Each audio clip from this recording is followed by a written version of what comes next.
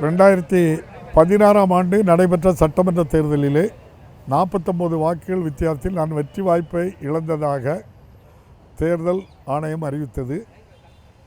அப்போது 203 தபால் வாக்குகளை எண்ணாமல் எனக்கு விரோதமாக அந்த தீர்ப்பை வழங்கினார்கள் என்று உயர்நீதிமன்றத்தில் வழக்கு தொடுத்தேன்.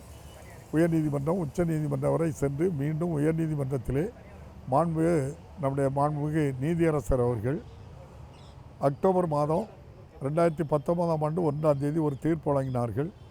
அந்த 203 தபால் வாக்குகளை எண்ண வேண்டும் என்று உத்தரவிட்டார்கள். அதன் அடிப்படையில் அக்டோபர் 4ஆம் தேதி எண்ணப்பட்டது. வாக்குகள் எண்ணப்பட்டாலும் உச்சநீதிமன்றத்தினுடைய ஒரு இடைக்கால தீர்ப்பின் அடிப்படையில் அந்த தீர்ப்பை வெளியிடாமல் இருந்தது.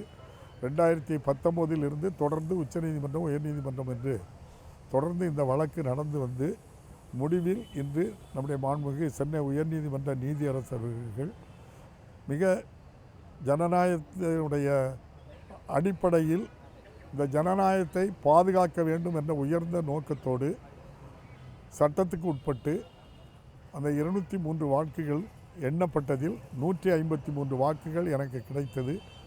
அதன் அடிப்படையில் தற்போது 105 வாக்குகள் வித்தியாசத்தில் நான் வெற்றி பெற்றதாக நம்முடைய மாண்புமை நீதிமன்ற நீதியரசர் அவர்கள் அறிவித்திருக்காங்க. மிக்க மகிழ்ச்சி.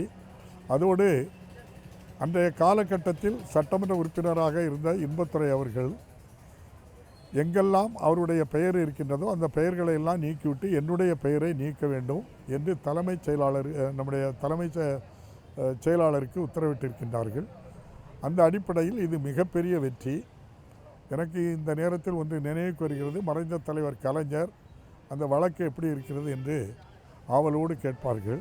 தொடர்ந்து முன்னாள் முதல்வர் மு.க.ஸ்டாலின் அவர்கள் இந்த வழக்கை பலமுறை நீதிமன்றத்துக்கு வந்த போதெல்லாம் என்னை அழைத்து எவ்வாறு நடக்கிறது, வழக்கறிஞர் என்ன சொல்கிறார்கள் என்று எனக்கு ஆக்கமும் ஊக்கமும் உதவியும் செய்த நம்முடைய மாண்புமிகு முன்னாள் முதல்வர் மு.க.ஸ்டாலின் அவர்களையும் இந்த நேரத்திலே நான் நினைவு கூர்ந்து, இந்த வெற்றி எனக்கு கிடைத்த வெற்றி அல்ல, மாண்புமிகு நம்முடைய மறைந்த தலைவர் கலைஞர் அவர்களுக்கும் முன்னாள் முதல்வர் மு.க.ஸ்டாலின் அவர்களுக்கும் கிடைத்த வெற்றி, அதைவிட நம்முடைய தொகுதி மக்களுக்கு கிடைத்த மிகப்பெரிய வெற்றியாக நான் கருதுகிறேன்.